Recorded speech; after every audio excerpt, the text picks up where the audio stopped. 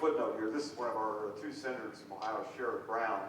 And just after I snapped the picture, which is taken on top of the Lewis Center, he turned to me and asked, where did we get the material from that particular photovoltaic array? That's a 100 kW array. I said, well, our choices were to buy from Germany, we're buying from Japan, but we couldn't get that particular equipment in Ohio. And of course, the irony for him was that most of the science that went into the development of solar electric systems occurred down at the NASA Glenn Space Center, which is 24 miles away from where he's standing. 50 miles on the other side is the only big PV manufacturer in the state of Ohio, but given the policies were so bad, they had sold all of their production to Germany for the next 5 years. We couldn't buy anything from them. So we pay unemployment checks in Ohio, buy our high-tech equipment from overseas. That's no way to run a state. Now, things are changing in the states. The governor of Ohio is now Democratic from climatic change. The U.S. Senate and the House are now beginning to debate climate legislation. The question for us, this is most of my day job. This is over on Ohio Google Map. The question we posed is, can we build in a little Rust Belt city, about 12,000 people with one very good college, can we build a model of a post-carbon economy that works? Not the theory, but the actual model. So this is what we've assembled.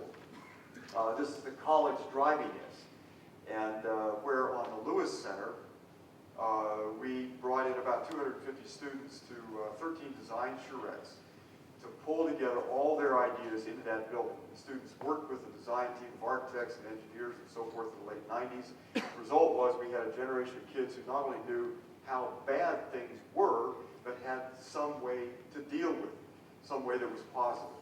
So in this case, my design class, which has just concluded for this semester, worked on the early stages of this post-carbon economy. But we've also assembled a group, the leadership of the city council, the city manager's office, the local utility, the school district. So we have this rare alignment of the people who make things happen in our town. Right now, we're developing a vision for this. There's a lot of public meetings and pulling people together.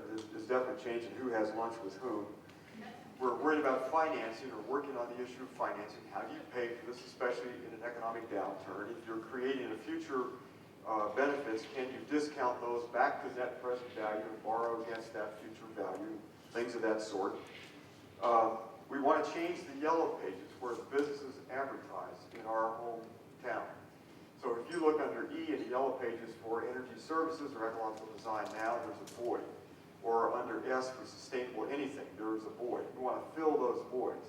And that means developing businesses that know how to deliver those services. So it means effectively changing how we are provisioning food, energy, water, materials, healthcare, livelihood, shelter, all of these things. By creating people in the local economy who do that, who do it for a living, the local companies. How do we incentivize this? A lousy word to say, how do we get people to do what they otherwise want to do anyway, through higher prices or whatever? As an educational venture, the whole discussion about sustainability has been, in the States, largely confined to colleges and universities. To a lesser extent to high schools, almost not at all to two-year colleges or vocational schools.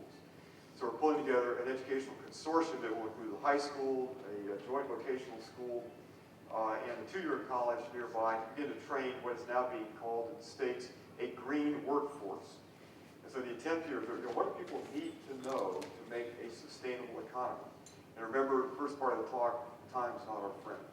Time is really short. We began with the college. We've done now 3 studies of energy use on the college campus. We brought in a bunch of engineers, so we want to get a lot of data on how we work and then how the town works. The easiest thing for us to do to get to instant carbon neutrality is to tap landfill gas at a landfill about 2 miles outside town. This is a large facility. It turns out, however, that the rights to the gas are owned by an Australian company. And so we're in heavy negotiations with a rather badly managed Australian company that, anyway, long story short. Now, the physical driver in this is this. This is our town square. Again, this is south, north, east, west. This is a town square of about 13 acres. This is what we're calling the Green Arts and Theater District. This is a very famous art museum on a college campus owned by the college.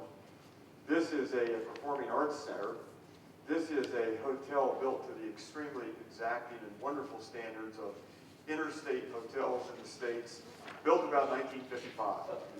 This building is a plausible and justifiable excuse for limited nuclear war. It's got to go. So this is the front line of the west side of this, and then the rest of the block, there are two streets back to the east. We're looking at a variety of things. I'll list this in just a minute. The SCA project down here on the very south end was started by three former students at Oberlin who stayed in town after graduating. They're part of the crowd that we say failed to launch. Actually, they just launched locally, and they started a little development company, went out and raised $15 million. These are three people who know more about local development and how to make it happen, and the nuts and bolts of very complicated financing than anybody in the country. This is the New York Times story about them. They've actually broken ground on this. The project is underway. Building's now coming out of the ground, but it will be, going back here, it will be 6 businesses at ground level, and then 2 floors of mixed housing above it. It will be a LEED gold, possibly platinum building with photovoltaic array and so forth and so on. And then, as a final element in this project, or not final element, but an additional element, we're trying to assemble about 20,000 acres of greenbelt around the city that will be dedicated to agriculture, forestry, and carbon sequestration. But imagine, as the price of energy goes up, we're not going to import our food from California 2,000 miles away. We're going to have to resuscitate local agriculture. In a climate change-driven world with higher fuel costs and changes in food production virtually everywhere, regions are going to have to become much more self-reliant for food. So the components of this performing arts center, jazz club, green hotel, restaurant, possibly a culinary school featuring local foods. We're going to process all of our wastewater on site. The Green Arts block will be a zero discharge block, what John Todd calls a living machine or wastewater treatment system. Lots of advanced technology, and then this is going to change everything else in the town. Property values will go up dramatically. A green belt will create jobs locally, quite literally green jobs, new businesses, new employment. And then for those of you who are teachers in the room, this is one large pedagogical experiment. I don't much like the word pedagogy. It sounds like a foot disease, you know. You have pedagogy? Yeah, I'm taking something for it. But imagine this becomes the town becoming the classroom. And so it's what students learn that can be applied to build a better future for them. And for young people who want to be involved in forestry, they learn forest ecology at the college. They learn woodlot management and cutting, milling, drying of lumber at the Botech School. Business development, they can set up businesses that are involved in lumber, in crafts, in woodworking, and so forth. You get the picture. But can we use something like this? Like you can take, say, a wet dish rag and bring all the educational value out of it. So what they learn in your classrooms or my classroom gets immediately applied to the remaking of their local places. Applied here would be radically different. Applied in the southwest of the United States would be radically different, but the principles are the same. Use education and educational institutions as a lever to change the world. Woo!